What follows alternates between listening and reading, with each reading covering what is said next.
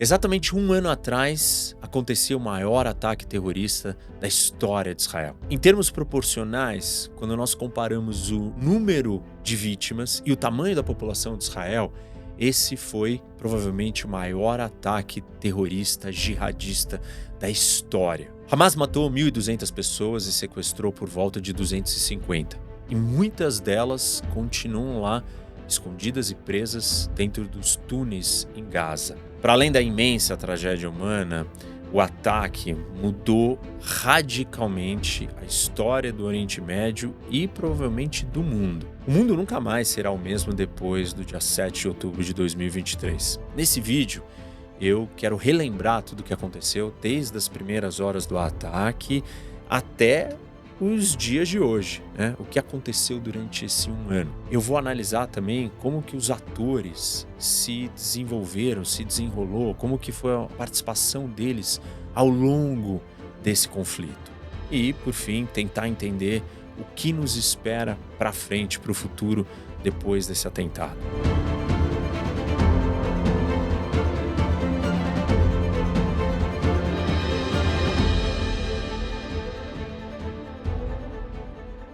Pessoal, quero fazer uma pausa antes de continuar no vídeo para falar do nosso parceiro Amata, que é uma empresa de nutrição regenerativa da floresta. E as pessoas sempre me perguntam, né? Roque, como que você dá conta de lidar com tantos temas e você está sempre fazendo atividades físicas? E é impossível fazer tudo isso sem uma alimentação equilibrada, balanceada, de altíssima qualidade. E a Mata me ajuda muito nisso. Eu tomo esse daqui, que é um Superfoods, que é um blend em pó da Mata com 14 superalimentos que proporciona uma nutrição integral de altíssima qualidade. E ele é muito rico em minerais, em fibras, em vitaminas, em proteínas, ajuda muito na digestão. E eu uso ele como uma substituição de uma refeição, ou às vezes no meio do dia, regula o meu estômago, melhora o meu humor, a minha capacidade de raciocínio, me dá todas as vitaminas, assim, tudo é natural, tudo é integral, totalmente brasileiro, com alimentos muito saudáveis da nossa floresta amazônica. Eu realmente recomendo, eu tenho consumido, faz toda a diferença, tenho me sentido muito bem. Um superfoods, né? É uma refeição, um complemento alimentar com muitos nutrientes essenciais para a gente estar pronto para lidar com todos os nossos desafios do dia a dia. E tem um outro fator também, gente. Eu sempre falo, né? Da geopolítica da Amazônia, a dificuldade que nós temos em desenvolver aquela região, e a Mata só trabalha com comunidades locais. Isso ajuda no desenvolvimento e na preservação, que é o que a gente precisa para explorar aquele lugar, preservando. Então, se você gostou, prova, dá uma olhada. Se for no site mata.bio, Mata é M-A-H-T-A, tem o link aqui na descrição. Você usar o meu cupom ROC, H-O-C, você vai ter 10% de desconto na sua primeira compra. Não tem só o Superfoods, tem vários outros produtos. Dá uma olhada no site, é um alimento muito diferenciado. Recomendo. Afinal, o que esse dia tão importante e sangrento mudou no rumo da história? Para responder essa pergunta, nós primeiro precisamos entender por que o ataque aconteceu. Hamas iniciou o seu ataque, o que a gente pode definir como um ataque suicida, para chamar a atenção do mundo para sua causa e para sua organização, que era uma causa que estava cada vez mais esquecida no contexto local e global. A gente não falava mais desse problema e não falava também do terrorismo. A atenção e o foco estava em Ucrânia, em outros conflitos diferentes, e não mais do terrorismo fundamentalista islâmico. Naquele exato momento, Israel, junto com os Estados Unidos, estavam costurando um grande acordo entre os países árabes e Israel. E na hora do ataque, ou no dia do ataque, naquele momento, emissários dos dois lados, de Israel e dos países árabes, estavam costurando os detalhes finais desse acordo. Esse acordo seria provavelmente o maior de todos, porque seria um acordo de normalização com a Arábia Saudita. E ele amarraria uma paz entre Israel e Arábia Saudita, uma defesa militar, um acordo de defesa militar formalizado entre os Estados Unidos e a Arábia Saudita, e também lançava as bases para a criação de um Estado palestino, o que viria a ser um Estado palestino, enfim, os princípios ou parâmetros que pudessem levar a essa construção. E claro que o Hamas não poderia tolerar um acordo como esse. Primeiro porque ele deixaria de ter importância, ainda mais se realmente se encontrasse uma solução para a questão palestina. E o Hamas deixaria de existir. Não somente para o Hamas, mas para o Irã também, o seu principal financiador e apoiador, que não poderia tolerar a ideia de que um país sunita, como a Arábia Saudita, talvez o líder maior dos sunitas, tivesse a proteção dos Estados Unidos, tivesse junto com Israel. Isso seria muito ruim para o Irã. Então, o Irã faria de tudo para evitar que isso acontecesse e exatamente o que a gente assiste. Sem alternativa ou boas opções, o Hamas seguiu adiante, então, com o seu ataque destrutivo. E o objetivo era causar um terremoto geopolítico no Oriente Médio e no mundo, e com isso ter a mobilização dos países árabes numa grande revolta massificada do mundo islâmico a favor da causa palestina e a favor do Hamas. A primeira parte, o Hamas foi bem sucedido, ele causou um terremoto geopolítico que teve repercussões no mundo inteiro. A segunda parte, ele não conseguiu.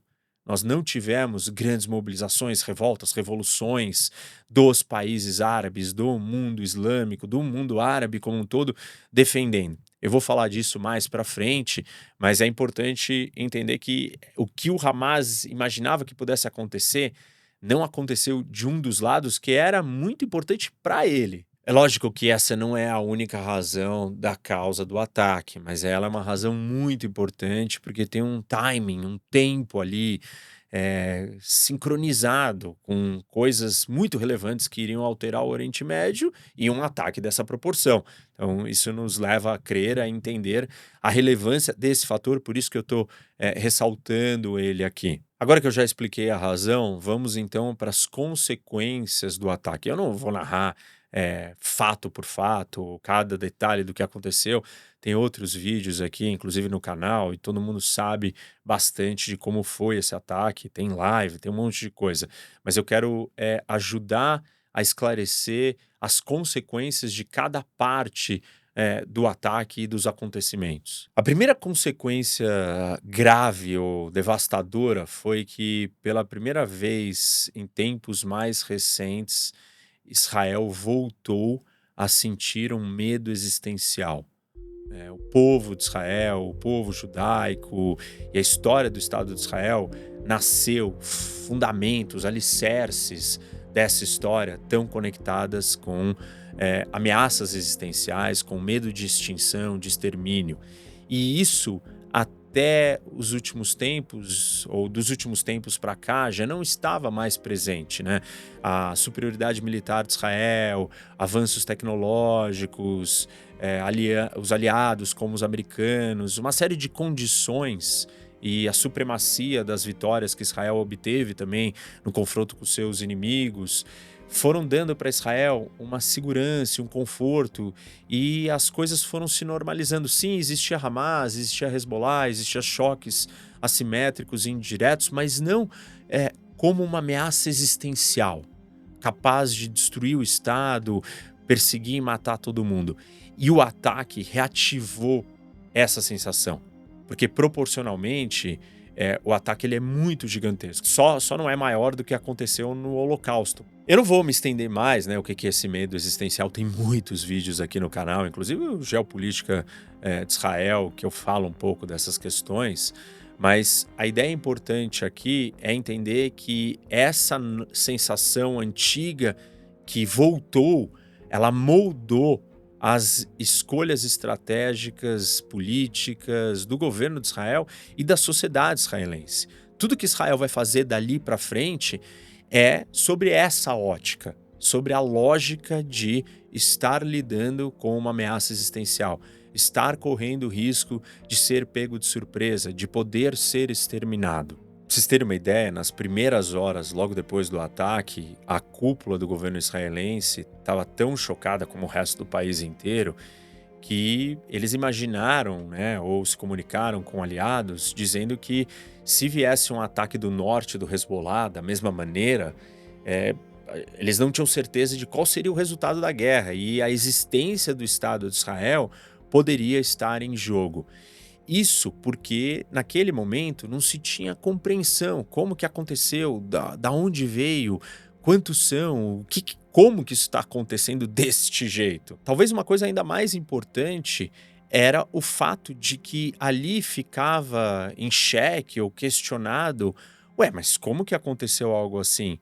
E os serviços de inteligência, e o Mossad, e as nossas forças armadas tão competentes, a história da sobrevivência de Israel, ela sempre esteve baseada no sucesso, no êxito, tanto das Forças Armadas, da IDF, né, as Forças de Defesa de Israel, como do Mossad, um dos melhores serviços de inteligência do mundo. Então, como que eles falharam tão grande?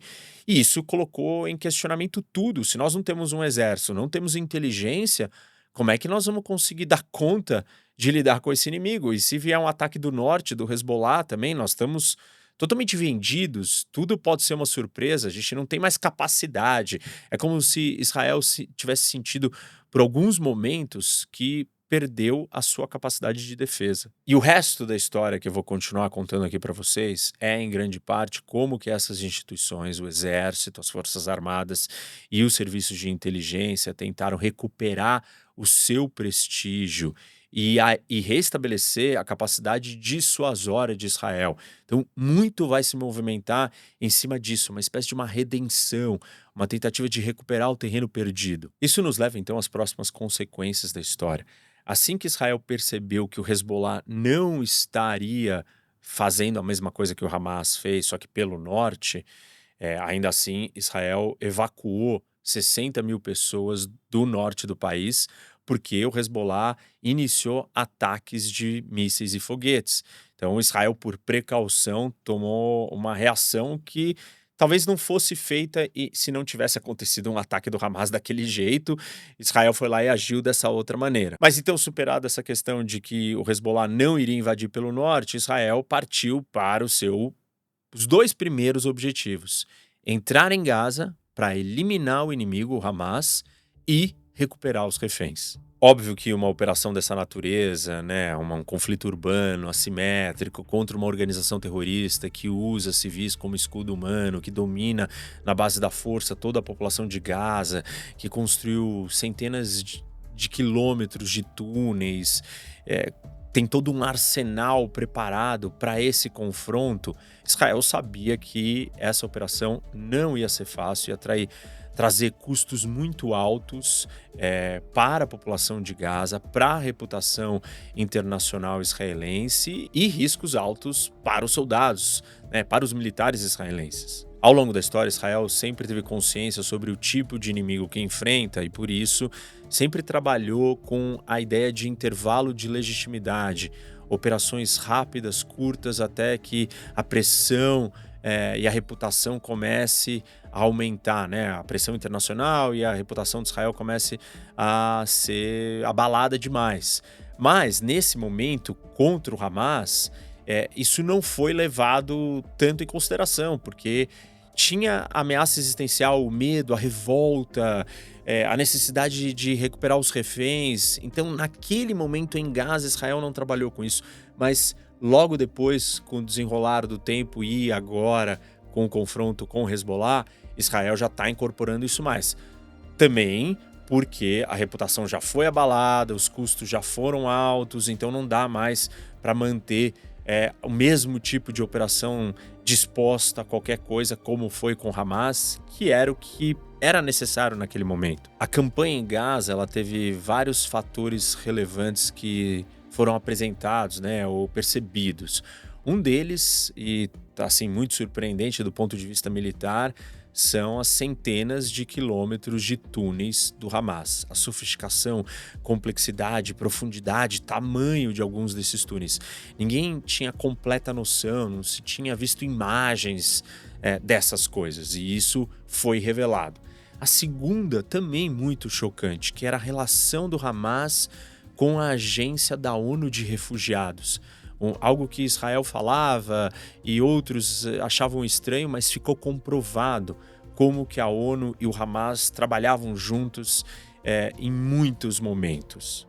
Outro grande custo foi o custo humanitário para os palestinos, as incursões terrestres em Rafah e os bombardeios e a natureza do conflito e o tipo do inimigo e como ele lutava, gerou uma grande destruição e um custo humanitário em Gaza. E talvez uma outra parte importante também, mas não ainda decisiva, foi a destruição paulatina do Hamas, mas não total, mas vem se destruindo, ainda não está completamente eliminado, mas as vitórias por parte de Israel são grandes. Uma outra parte importante é a questão dos reféns, e essa é muito surpreendente, talvez não tenha uma história de um conflito assim moderno com tantos reféns. Nós tivemos na Nigéria, quando sequestraram aquelas meninas e o mundo inteiro se comoveu, e agora o sequestro de mais de 200 ou por volta de 250 reféns. E uma parte deles morreu, outra parte, operações de inteligência militares israelenses surpreendentes conseguiram resgatar alguns deles. Outros foram libertados com negociações de acordos entre os dois lados. E, por fim, a estimativa mostra que por volta de 100 reféns ainda estão em cativeiro, ainda o Hamas mantém eles presos ou nos túneis ou escondidos em outros lugares, mas acredita-se que talvez um terço desses 100 já estejam mortos. Infelizmente, talvez uma das outras consequências mais graves foi a imagem e a reputação de Israel e também o crescente antissemitismo que surgiu desse conflito todo. É claro que, como eu disse, a guerra e a situação e o contexto do que estava colocado ali era muito difícil e existe uma ênfase, né, uma atenção desproporcional a tudo que acontece nesse conflito se comparado com outros grandes conflitos. Se a gente olhar para a própria guerra da Ucrânia, onde você tem um número de pessoas civis mortos pelos russos gigantesco e não produziu essa comoção, essa mobilização, e isso ficou evidente por questões ideológicas, por ranços, preconceitos, que também contribuíram para o aumento do antissemitismo em níveis jamais vistos, assim, extremamente preocupantes no mundo inteiro. Curiosamente, os impactos geopolíticos mais impactantes não aconteceram nem em Gaza e nem com Hamas, mas sim em outros lugares e com outros atores, outros países, outras organizações. O ataque do Hamas, ele revelou uma rede conectada e poderosa, jogou luz sobre uma aliança que existia entre o Irã e uma série de organizações, as suas proxies, chamada de Eixo da Resistência, onde você tinha o Hamas, o Hezbollah, os Houthis, milícias xiitas no Iraque, presença na Síria. Todos esses grupos apareceram, se apresentaram e o mundo começou a prestar atenção neles. Israel teve que começar a lidar com todos eles, porque ficou claro que a ação do Hamas não era uma ação isolada, mas estava conectada com este grande guarda-chuva do Irã, com encontros entre membros do Hamas antes para planejar isso, Hezbollah presente, Guarda Revolucionária Iraniana e assim por diante. E claro, então, dado esse contexto, Israel contra-atacou os Houthis no Iêmen, trocou mísseis e fogo com o Hezbollah no norte e continuou lidando com Hamas. E aí chegamos então quando essa história muda de figura, isso é em abril deste ano de 2024. Em um desses ataques, no começo de abril, Israel atacou uma base da Guarda Revolucionária Iraniana na Síria. E vários comandantes iranianos morreram e outros ali. Só que, além disso, esta base ela era um anexo da embaixada do Irã na Síria.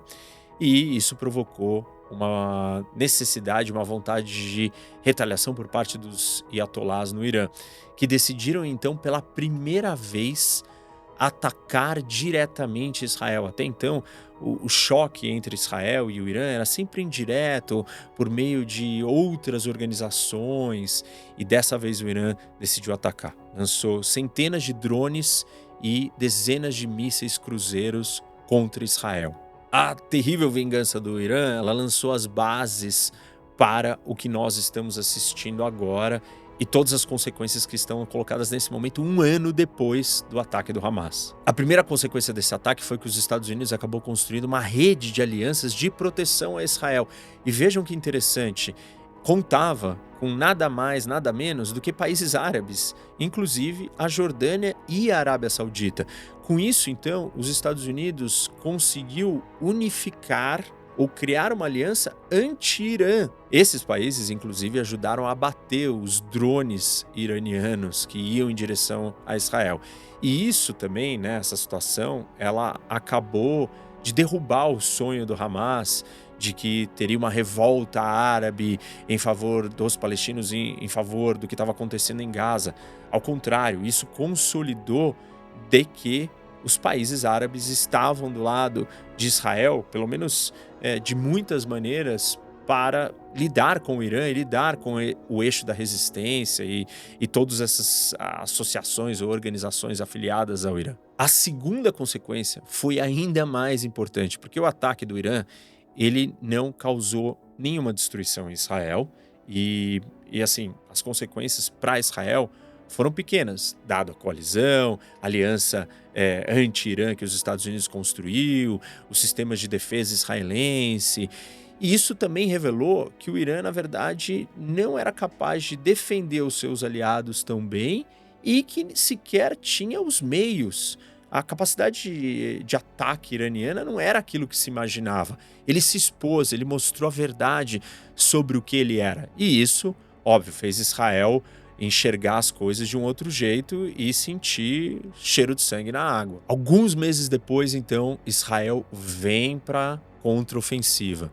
E aí são operações impressionantes com um sucesso assim jamais imaginado que pudesse ser. Primeiro, Israel consegue matar o líder do Hamas que estava no Irã para a posse do presidente iraniano baseado num prédio da Guarda Revolucionária Iraniana.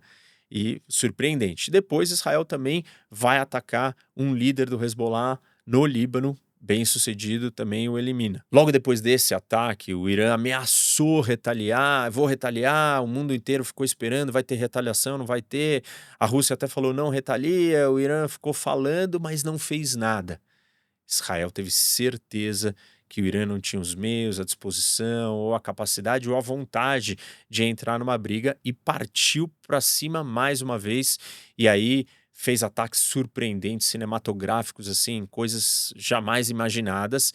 E a primeira delas é o ataque dos pagers e walkie-talkies que explodiram, matando e ferindo uma série de membros e terroristas do Hezbollah. Depois, Israel fez vários ataques estratégicos, cirúrgicos, para destruir estoques de armas, bases do Hezbollah localizadas dentro do Líbano. Ataques muito precisos que alguns acreditam que tenha sido capaz de eliminar metade de todo o arsenal do Hezbollah. E, por fim, a morte do líder do Hezbollah há mais de 30 anos, o Hassan Nasrallah, num ataque também surpreendente, porque ele estava colocado num bunker. Israel conseguiu localizá-lo e destruir, e todos que estavam com ele, ou seja, a liderança toda do Hezbollah abalada, os seus membros feridos, machucados e paranoicos com medo, o seu arsenal sendo dizimado, e o Irã sem reagir até então. A eliminação do líder abriu espaço para Israel, então, seguir com o seu plano de segurança e defesa do seu território, porque o Hezbollah continuava lançando mísseis e foguetes contra Israel e os 60 mil habitantes de Israel, da população, continuavam deslocados das suas casas na fronteira. E aí Israel partiu para uma operação com incursões terrestres para destruir os túneis e eliminar um possível plano que o Hezbollah estava planejando de repetir um ataque do Hamas invadindo com terroristas dentro do território israelense para sequestrar e matar israelenses. Bom, aí depois de todas essas ofensivas israelenses, aí o Irã decidiu então que ele deveria e iria responder.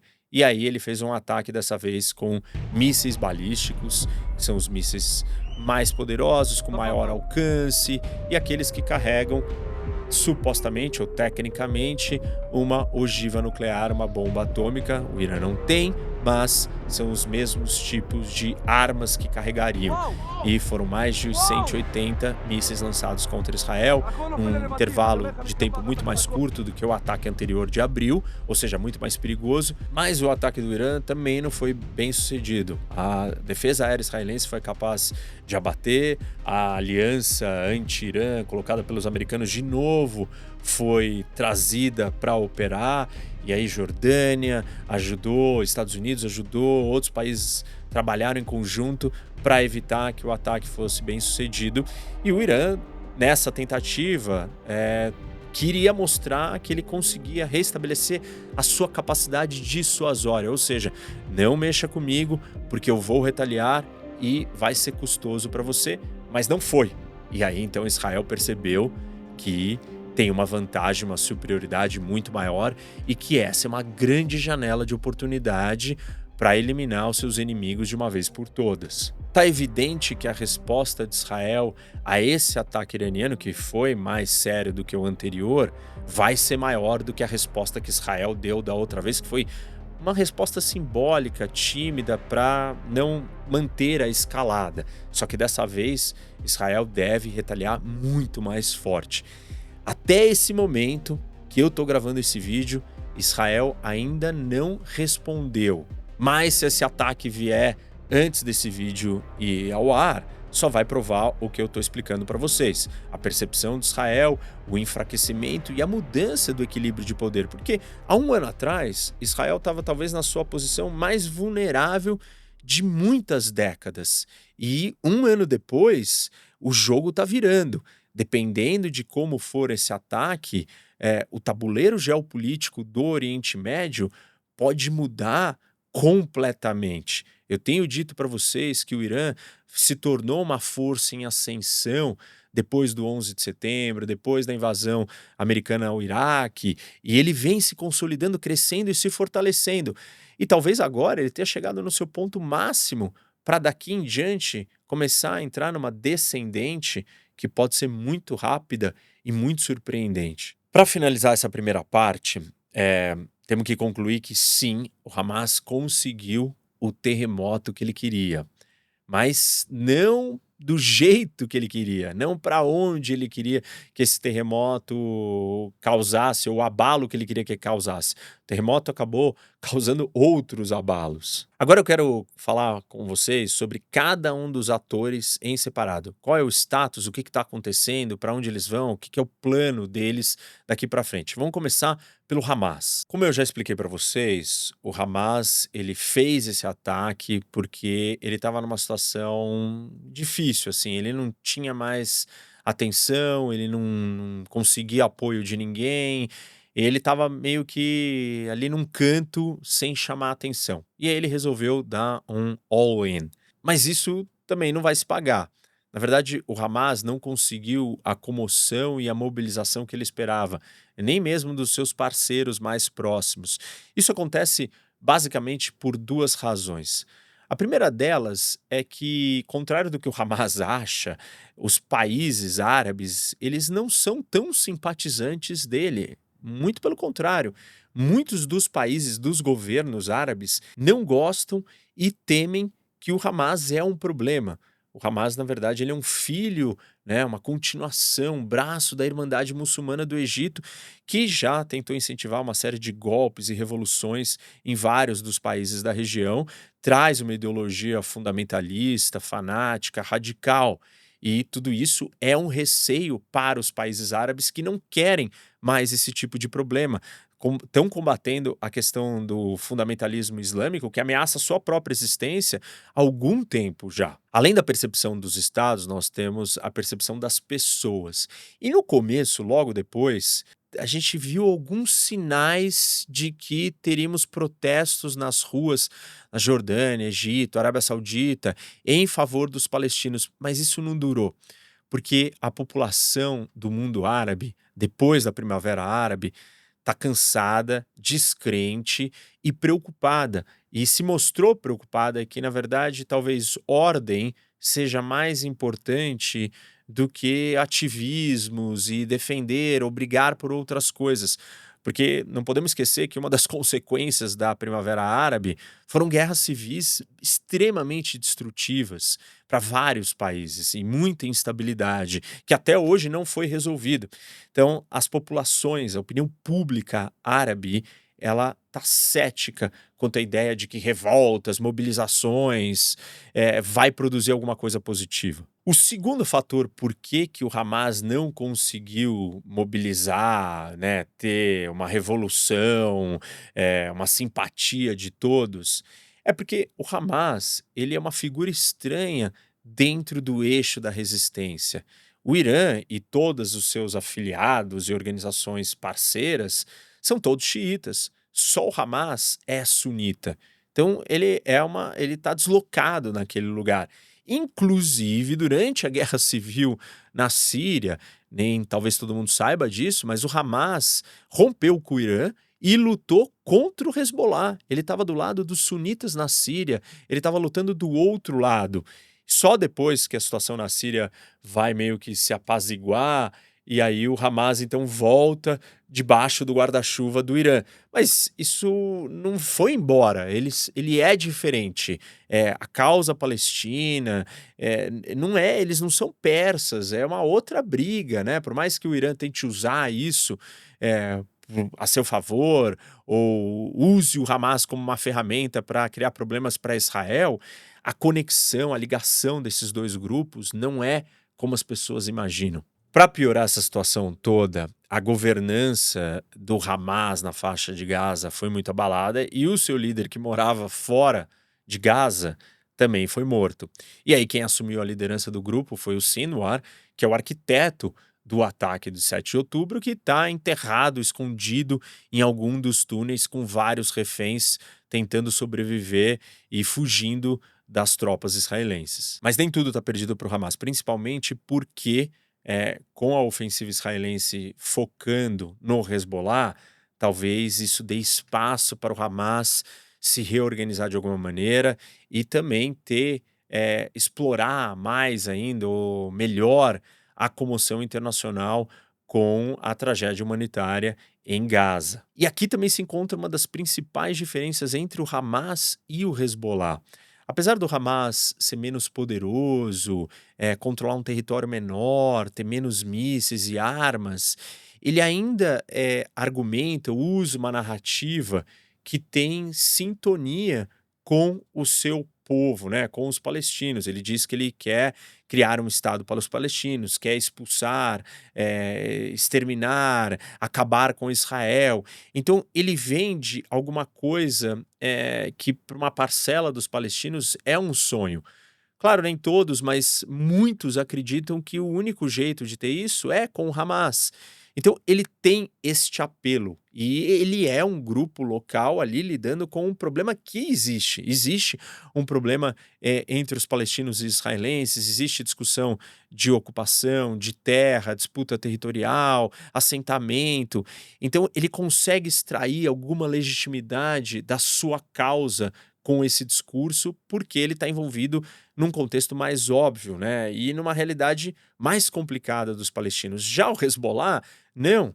Ele está num país consolidado, formatado, e o Hezbollah é muito mais um problema para o Líbano do que uma solução para os libaneses. O Hamas se vende como uma solução para os palestinos e não como um problema. E os palestinos compram. Para os libaneses comprar a ideia de que o Hezbollah é a solução do Líbano não faz sentido algum, mesmo que o Hezbollah seja mais poderoso, mais bem armado. Então, essa distinção aí de narrativa, de contexto, facilita com que o Hamas possa ter uma sobrevida. Já que eu comparei com o Hezbollah, então vamos para o nosso próximo ator, que é o Hezbollah. E o Hezbollah, ele é o que sai perdendo, assim, é o que mais sai perdendo, talvez, dessa história toda e das consequências do ataque de 7 de outubro. Porque ele era a organização terrorista mais poderosa, mais bem armada, mais bem equipada, com mais capacidade e experiência em combate, principalmente depois da guerra da Síria, e ele sai totalmente debilitado. Suas lideranças dizimadas, membros feridos, o seu arsenal diminuído pela metade, Israel na ofensiva, o Irã mostrando que não consegue proteger o Hezbollah. E o Hezbollah tinha um papel muito importante porque ele, na verdade, é um braço do Irã dissuasório. Ele é um tentáculo que o Irã guarda ali para uma situação de ter um problema mais grave com Israel. Então, nem o próprio Hezbollah está partindo para uma guerra total, porque o Irã vai ficar desfalcado se não tiver esse arsenal colocado ali perto de Israel, por menor que ele esteja ficando a cada dia e por maior que sejam as vitórias israelenses. E aquilo que eu expliquei também, dentro do Líbano, o Hezbollah, ele não é visto com bons olhos. Se de repente o Hezbollah deixar de existir, ou ficar muito fraco, ou ficar desarmado, o Líbano vai gostar. Isso pode ser uma das soluções para o país. E não é impensável achar que a própria situação desse contexto novo com o Hezbollah faça o Líbano tomar uma ação mais dura e transformar o Hezbollah numa história do passado. Voltando ao campo de batalha, os poucos que restaram do grupo, né, dos terroristas do Hezbollah, vão ter que enfrentar uma invasão terrestre israelense e sem o apoio do seu grande patrono, o Irã, porque ele já retaliou e falou que não, que acabou, seu ataque terminou. E daqui para frente a situação provavelmente vai ser direto com Israel, se o Irã decidir retaliar, quando Israel atacar. Antes de falar do chefão, né, o Irã, temos que falar de um grupo menor que talvez não tenha saído perdendo tanto, mas alguma das suas capacidades pode ser debilitada.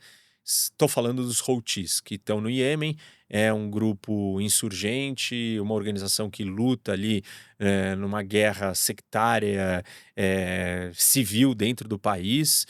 Eles mostraram um arsenal não muito grande, mas com mísseis balísticos capazes de alcançar Israel e, pior, interferiram na navegação de uma das rotas mais importantes, que é o Canal de Suez, o Mar Vermelho.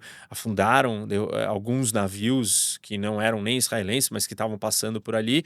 Mas, quando eles fizeram isso, provocaram resposta tanto de Israel quanto das maiores potências, e isso eles não têm como combater uma força dessas, devem sair um pouco debilitado, mas também não vão se envolver mais. A preocupação para eles vai ser o que vai acontecer com o seu patrão, o Irã, porque sem o Irã, o que será dos Houthis? A Arábia Saudita pode voltar a ajudar a influenciar esse conflito para derrubar os Houthis agora que eles não, se eles não tiverem o Irã. Então, chegamos ao ator principal desse conflito, que é o Irã. Talvez para leigos isso não faça sentido, o Irã não era uma peça nessa história, era um ataque do Hamas, é a causa palestina, o Irã não tem nada a ver com isso.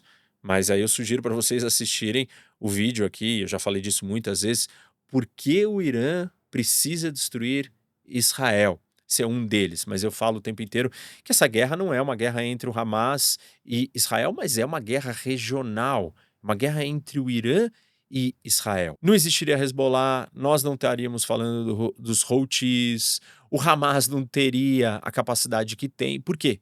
Todos treinados, financiados, equipados pelo Irã. Portanto, o Irã é o protagonista desse conflito. Repito, isso é uma guerra regional, é um projeto regional do Irã contra Israel e, eventualmente, contra outros. Como eu já comentei com vocês brevemente, O Irã, ele sempre usou uma estratégia indireta. Então ele pegava esses grupos todos, Hamas, Hezbollah, Houthis e outros, e fazia eles enfrentarem Israel, eles criarem problemas, eles atacarem a Arábia Saudita, eles agirem. E o Irã tinha então, né, a possibilidade de negar, falar: "Olha, não sou eu", e não entrar em confronto direto. Então isso era uma espécie de proteção e uma estratégia de mostrar: Olha, eu tenho muitos tentáculos, eu posso te acertar de vários lugares, de muitas maneiras". O Irã faz isso não só porque ele quer destruir Israel, mas porque ele busca uma hegemonia regional.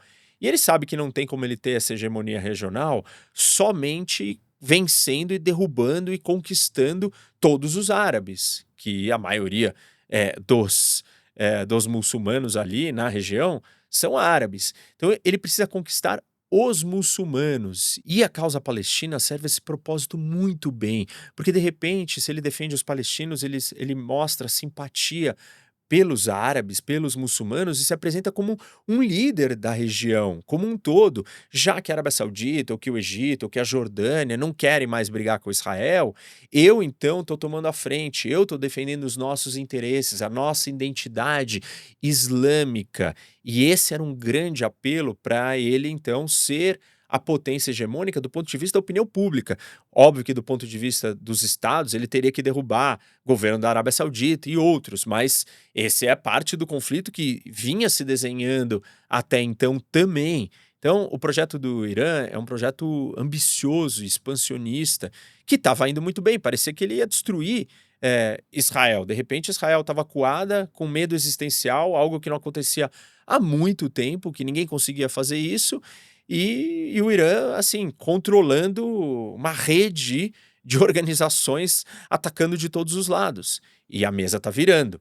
Um ano depois, agora o Irã está na defensiva, está correndo o risco de sofrer um grande ataque que pode mudar tudo, desde o regime dentro do país até o seu programa nuclear, ou até uma guerra regional aberta de grande escala com a entrada dos Estados Unidos. Mas o fato é que o cenário mudou e o Irã começou de um jeito e está saindo de outro. Um outro ponto importante sobre o Irã nesse momento é a sua situação interna. O líder supremo Ayatollah Khamenei, ele está numa idade avançada, está doente e a transição dele não é uma coisa totalmente consolidada e resolvida. Recentemente a gente viu o acidente de helicóptero do presidente do país, que era um dos possíveis substitutos e estava disputando essa posição com o filho do Khamenei. E o acidente estranho, Raisi morreu, sobrou o filho. Mas isso não é uma garantia de que está tudo resolvido, porque um contexto de tamanha estabilidade como essa, de potencial guerra direta com Israel ou até com os Estados Unidos, faz com que essa transição não seja tão fácil para alguém tão jovem no momento que tem que se consolidar no poder no meio, talvez, de uma guerra. E isso deixa o regime num lugar bastante perigoso e incerto. Um outro fator importante que a gente tem que considerar é o programa nuclear iraniano. Eu não vou me estender completamente, porque esse assunto ele é bem complexo, relevante e nós vamos voltar a ouvir dele, falar dele, então vou preparar um conteúdo só sobre isso. Mas o fato é que o Irã com uma bomba atômica mudaria muita coisa. E a Agência Atômica Internacional acredita que o Irã está muito perto de conseguir essa bomba depois de décadas dessa discussão.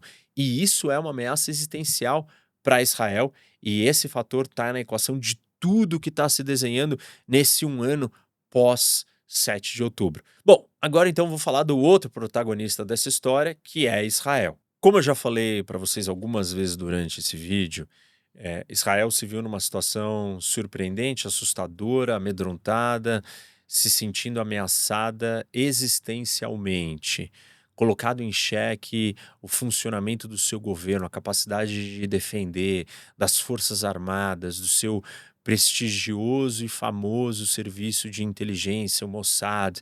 Tudo isso foi abalado e a população assustada, chocada com o nível do ataque e tendo que pegar em armas para ir lutar uma guerra. Com o andar deste um ano, as forças de defesa israelenses foram recuperando sua reputação, travaram uma guerra muito difícil dentro de Gaza, com muitos problemas, um conflito complicado, né, de se lutar e por isso todas as repercussões negativas.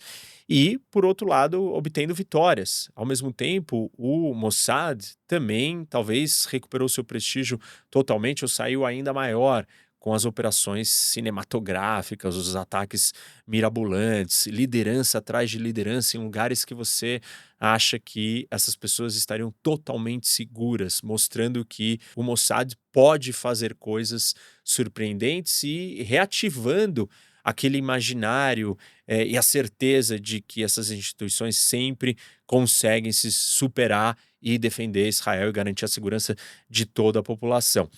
Mas, apesar dessas questões positivas, nem tudo são flores. E a divisão interna que existia em Israel, que talvez possa ser apontada como uma das razões pelo sucesso do êxito do Hamas no ataque, ela continua existindo, ela não foi resolvida. Ela está apaziguada ou colocada debaixo do tapete devido a um momento de guerra seríssima, então o país não está discutindo essas coisas. Já esteve mais unido do que está agora, porque existia um governo de unidade, era meio que inquestionável o que Israel tinha que fazer. Com o passar do tempo, a guerra vai desgastando e já tem vozes que criticam, tem a discussão toda dos reféns, o que fazer com eles, quanto que nós devemos ceder e negociar para obtê-los de volta e assim por diante. Então, Israel ainda vai ter que lidar com esse problema e marcado por uma história de uma grande tragédia. Então é uma divisão que a hora que não tiver mais o confronto, ela pode ressurgir de um jeito talvez mais profundo. O primeiro-ministro Netanyahu, né, uma figura controversa e muitos atribuem a culpa de tudo que está acontecendo a ele, o que não é verdade. A gente tem que ser preciso nas análises. Claro que ele causou, ele tem problemas em uma série de outras questões. Podemos falar da questão dos assentamentos e outras coisas, mas o fato é que depois do ataque, a opinião pública tinha uma visão muito ruim do Netanyahu e queria que ele renunciasse, mas ele recuperou alguma coisa da sua popularidade, mas nada assim que resolveu o seu problema, ao contrário, 75% dos israelenses ainda querem que ele renuncie depois que acabar a guerra.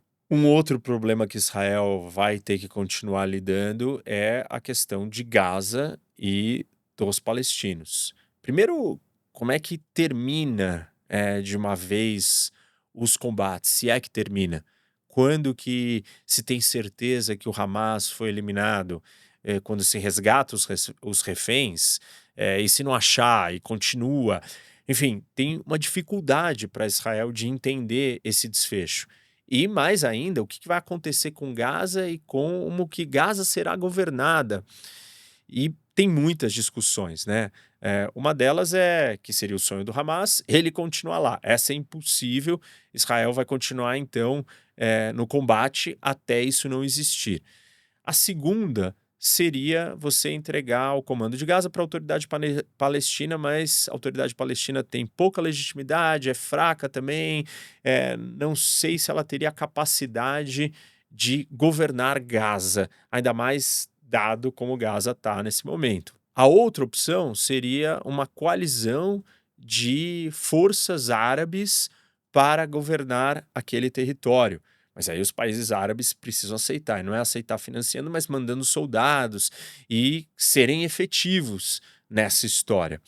E, por fim, tem membros dentro da coalizão do Netanyahu, a extrema-direita, que acham que seria o melhor Israel ocupar Gaza novamente.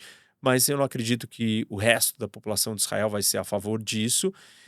Talvez uma solução que do ponto de vista operacional ou tático, militar, que vai permanecer, é a criação de certos corredores onde Israel vai conseguir transitar e patrulhar uma estrada que corte Gaza de um lado ao outro, para Israel ter um acesso para verificar o que está acontecendo.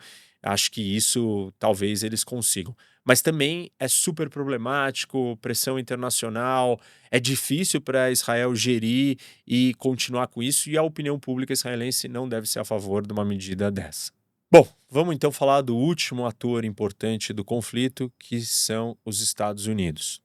Os americanos não são parte direta, eles são secundária, mas eles são uma parte secundária com um poder gigantesco. Então, eles são meio que um fiador, eles ficam olhando o que está acontecendo, e dependendo dos seus movimentos, tudo muda. E óbvio que o jogo estratégico é tentar atrair ou afastar os americanos desse conflito. Israel, em situações de apuro, quer colocar os americanos para dentro. Os outros países, o Irã e outros, querem tirar os Estados Unidos de dentro. Talvez uma China pense que seja positivo, já que não tem a saída, que os Estados Unidos fique atolado lá dentro do Oriente Médio de novo, num novo conflito, e abandone o seu foco na Ásia com Taiwan. O fato é que muitas forças querem puxar ou repelir os Estados Unidos do que está acontecendo ali. Do ponto de vista dos Estados Unidos, a situação é um problema, né? O conflito é uma pedra no sapato. Os americanos achavam que as coisas estavam apaziguadas, eles saíram do Iraque, saíram do Afeganistão. Nossa, finalmente a gente conseguiu se distanciar um pouco do Oriente Médio, não dependo mais tanto desse petróleo, sou o maior produtor de petróleo do mundo, tô livre e posso focar no pivô para a Ásia, e tenho que lidar com a questão da Ucrânia e uma série de outros problemas. E de repente ele foi dragado de novo para dentro do conflito, e não é um conflito com qualquer aliado, mas um dos aliados mais sólidos dos americanos, que é Israel, e não é um aliado que os Estados Unidos podem virar as costas, tanto que não viraram, mesmo com as diferenças ideológicas e a polarização sobre essa discussão no mundo inteiro e nos Estados Unidos. O Biden, imediatamente após o 7 de outubro, enviou 2 porta-aviões, e todas as outras vezes também reenviou os mesmos porta-aviões, como uma reafirmação para a segurança de Israel, uma reafirmação da aliança, colocou de pé a tal da coalizão anti-Irã para ajudar Israel. Então, os Estados Unidos dificilmente conseguem e podem abandonar Israel e abandonar o Oriente Médio por completo, mas é uma região muito difícil, muito complicada, com experiências muito ruins. Então é uma pedra no sapato dos americanos. Para piorar a situação, tudo isso está acontecendo dentro dos Estados Unidos quando falta um mês para a eleição presidencial, uma eleição super polarizada, aonde que pela primeira vez nós assistimos algumas mudanças ideológicas e políticas por parte de uma um espectro do eleitorado americano. Então, os democratas e a Câmara, cada vez com posições mais anti-Israel, e um conflito nesse momento pode prejudicar e afetar a eleição dela, uma vez que ela tem que se posicionar ou não. E se ela abandonar Israel, pode satisfazer alguns dos seus eleitores, mas vai criar uma mobilização de uma outra parte de eleitores que é muito simpatizante, entende que Israel é um aliado fundamental, única democracia no Oriente Médio, e todos os laços históricos e de cidadãos americanos que são judeus. Ou seja, a história da eleição ela traz ainda mais cuidado em como lidar justamente no momento que o conflito chega no seu ponto mais alto depois do dia 7. Talvez agora nós estejamos no ponto mais alto de tensão depois do dia exatamente que aconteceu o ataque do Hamas. Bom, como vocês podem ver, tem muitas coisas que mudaram e que estão sendo impactadas. Elas não pararam de mudar, inclusive até quando eu tô. Cada dia está acontecendo uma coisa nova, e no dia que eu tô gravando esse vídeo, até o dia dele ser publicado, outras coisas podem mudar. Mas eu acho que tem uma outra mudança aí para nós prestarmos atenção na escala macro maior de todas, que é a divisão, né, do mundo nos 2 blocos e a movimentação do eixo das ditaduras. Se até então era basicamente um grande movimento da Rússia, o ataque do Hamas e a guerra regional com o Irã abre uma segunda frente de batalha e de confronto do eixo das ditaduras com a Aliança das Democracias ou com o Ocidente.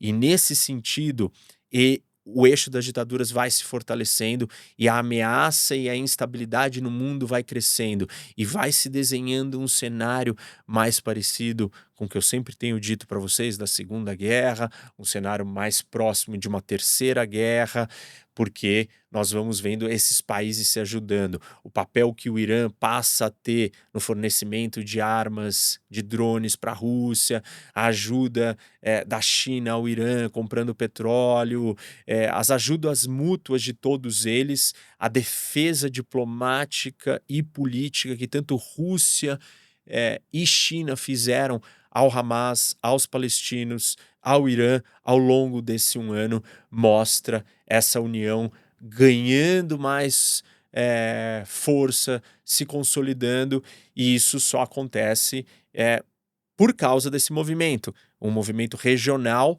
mas que tem uma conexão com uma grande força global, com uma tendência geopolítica muito maior.